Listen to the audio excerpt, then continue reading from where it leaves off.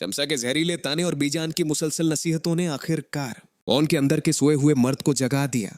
Own को अब इस बात का शिद्दत से एहसास हो रहा था कि अगर अब भी वह खामोश रहा, सब कुछ सहता रहा, तो आयला इसे कभी अपना शौहर तस्लीम नहीं करेगी, बल्कि हमेशा इस घर का नौकर समझेगी। ओन के जहन में बीजान की वो बातें बार बार गूंज रही थी कि बेटा, अपना हक छीनना जानो। इस हजन के साथ ओन तेजी से कदमों से चलता हुआ अपने कमरे में पहुंचा, जहां आयला हमेशा की तरह इसे हकीर समझकर बैठी थी। जैसे ही ओन कमरे में दाखिल हुआ, आयला ने मुड़कर इसे देखा और हमेशा की तरह नफरत से मुंह फेरकर वहां से जाने लगी। लेकिन इस बार ओन के इरादे कुछ और थे।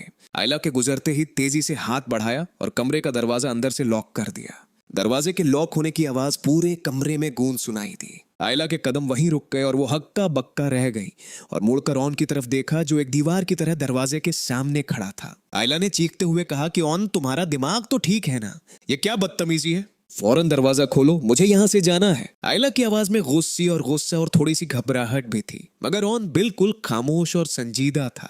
ओन आहिस्ता आहिस्ता आयला के करीब आने लगा और इसकी आंखों में वो जब्त था जो टूटने के करीब था। आयला पीछे हटने लगी और गुस्से में बोली कि मैंने कहा था ना, ओन पीछे हटो और दरवाजा खोलो, वरना मैं शोर मचा दूंगी। ओन ने बहुत ही ठंडे और मजबूत लहजे में जवाब, अब तुम मेरी मर्जी के बगैर इस कमरे से बाहर नहीं निकल सकती। तुमने बहुत अपनी मनमानियां कर ली, अब तुम्हें यह हकीकत माननी होगी, मैं तुम्हारा शौहर हूं। तुम कोई नौकर नहीं हो जिसे तुम चाहे जब दिल चाहे ठुकरा दोगी। और आयला जब कमरे से भागने की कोशिश करने लगी तो ओन ने लपक कर इसका रास्ता रोका और इसे करीब कर लिया। इसका लहजा अब मजीद गहरा हो चुका था। इसने कहा कि भाग कर कहां जाओगी आयला? इस कमरे की दरो दीवार हर चीज जानते हैं कि हम दोनों मियां बीवी हैं।